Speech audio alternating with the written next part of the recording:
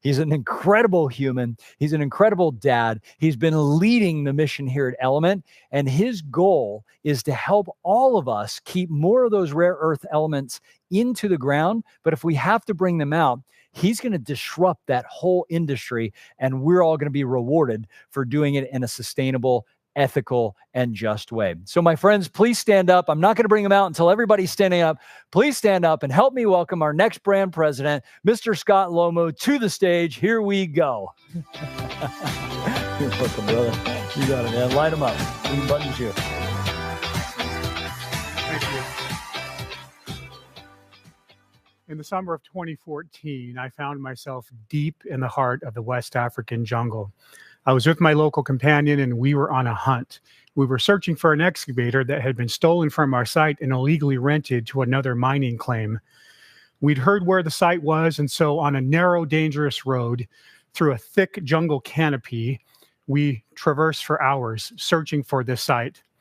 Soon, the thick canopy ended, and what lay before us was shocking and horrifying. As we brought our truck up out of the jungle, we looked out, and what we saw looked otherworldly. It looked like the surface of the moon. Every tree, every brush, every blade of grass had been stripped from the ground, and it looked like something out of a movie. In the middle of this desolation, as far as the eye could see, was a pit, a hole that had been dug with my excavator and others, about the size of 2 or 3 acres and about 20 feet deep. Inside this pit was a sea of humanity. Hundreds of men, women, and children, all with hand-carved wooden buckets or big black plastic buckets, sifting through the dirt, trying to separate the overburden from the gold-laden material. And as all these kids and women and children would fill their buckets and they would sort through it, every once in a while, one of them would walk up out of the pit, and they would go and they would meet a man who had a bucket, and he sat on a chair with a bucket, and there was water in the bucket, and the people would dump the material into this bucket. Well, this man then produced from his pocket a small plastic bag, and in this bag was mercury. And he slowly unwrapped the bag. You can see pictures of the exact event here. And he dumped the mercury into this bucket. And by hand, he stuck his hand in there and he started washing the material with the mercury for about 30 minutes. And what the mercury did is that mercury binds to the gold.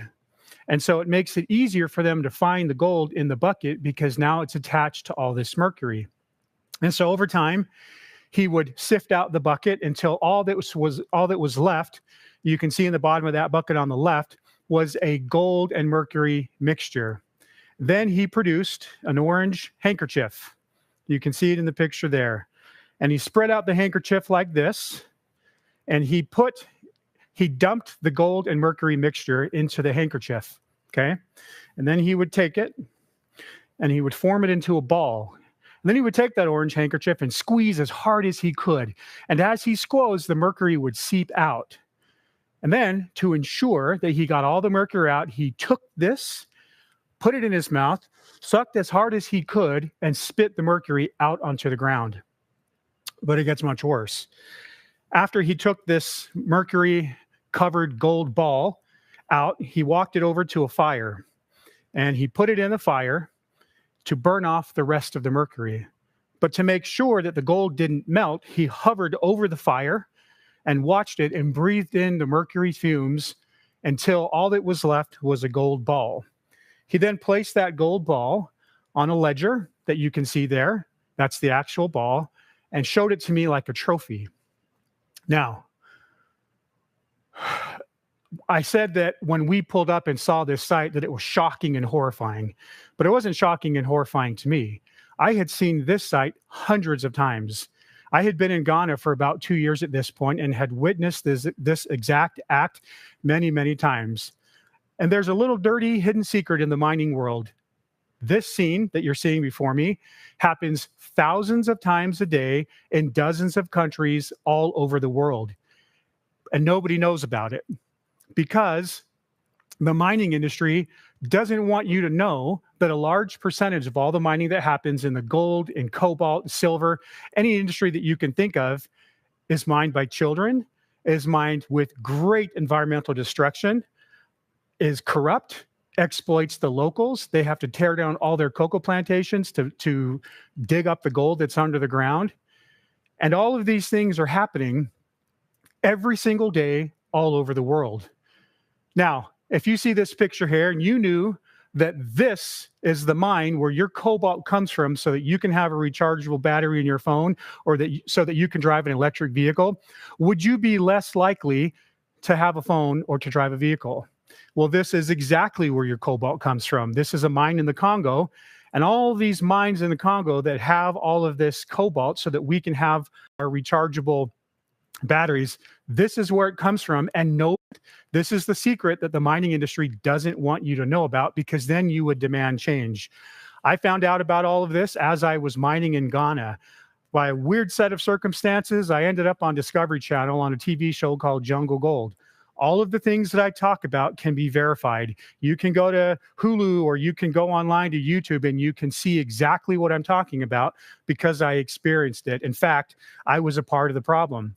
When I got to Ghana, I just thought that's how business is done out here. That's how the mining industry works. And part of me, I turned my head too, because you know what? I like my phone too. But this is what it takes for you to have a phone. This is how many countries have to be involved. This is how many different minerals are involved. This is what it takes for you to have jewelry. And because we value these things so much, we forget about the bottom of the supply chain. We forget about who's paying the price for all these technologies that we love. But this is the reality. This is what is happening all over the world so that we can have the modern conveniences that we have.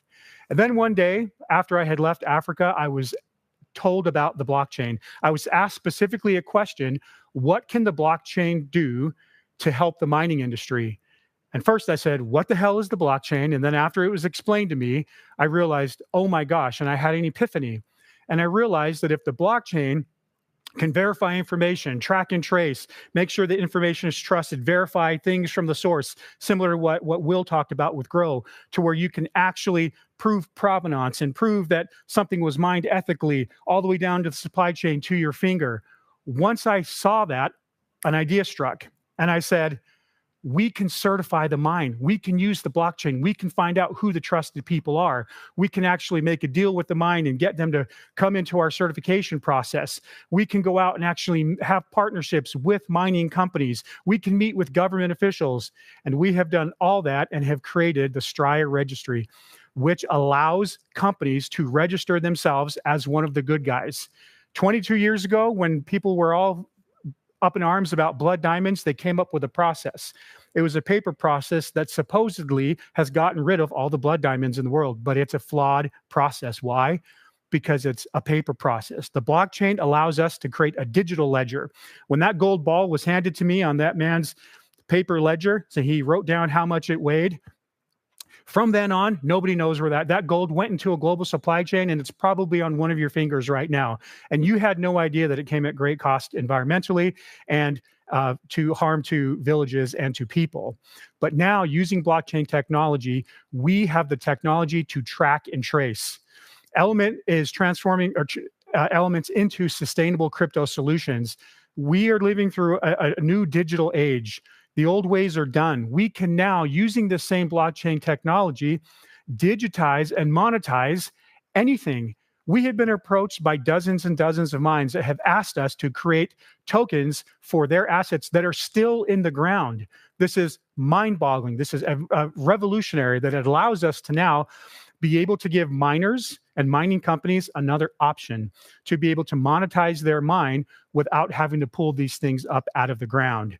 And so through the tokenization process, we can tokenize anything. We now have ownership and partnerships in gold mines, jade mines, oil, you name it, and we can tokenize it. We have been approached with trillions of dollars of assets that allow us now, because of new blockchain technology, to digitize and tokenize anything. It creates new opportunity for these mining companies. But it's not just for the mining companies, it's for all of us. we can deal with the masses with blockchain technology. Every ring, every watch, everything that you own should have its digital counterpart. We live in a digital age. We now have NFTs that tell the story of your ring. This is one of the NFTs we created for one of our girls, Amy. This is her dad's watch. This ring shows provenance, where it came from. It has a video attached to it that tells a story for her posterity. It allows us to attach this ownership to her through the serial number. We live in this digital age, and it's only going to get more and more in that direction. So this NFT is for the masses. We have partnerships with incredible jewelry companies who are going to offer our NFTs to everybody so that you can buy with confidence. That NFT will say where the gold came from, where the diamond came from, and everything can now, all real world assets can have its digital counterpart. We're even tokenizing carbon credits. We just sold out completely one of our first carbon credit projects because carbon credits can be created on these mining sites, and carbon credits must be on the blockchain because it's an area with a ton of fraud. And all of this is powered by ELMT. If you are part of our blockchain and you're running a node, you know that you're getting rewarded for running a node. Everything that we do will be purchased with the ELMT token. You can buy gold and get a rebate. You can buy carbon credits. The heirloom NFT you can buy with ELMT. We have jewelry store partners who accept ELMT. You can pay for your certifications. These companies will pay for their certifications in ELMT. You can swap ELMT with other tokens. You can even buy swag with ELMT. And so this economy is powered by a utility token, a true utility token that is solving problems, solving the problem at the mine, all the way through the supply chain, and then verifying it on your finger. And so in closing here, this time goes by fast. I don't want you to view the ELMT token as a store of value. And I know some of you are saying, wait, what? That's the only reason I have this token. But rather think of it this way. I want you guys to view ELMT as a representation of your values. And if you do that, you'll start to feel and understand what we're trying to accomplish at Element United. The problems are massive. These are problems we don't want to talk about. Now, listen, these problems, they're much broader. I have just scratched the surface of what the problems are and what the solutions are. So join us. Please scan this QR code and join us next week for a webinar where we are going to go deep dive. If you think I shocked you with the problems you heard about, just wait.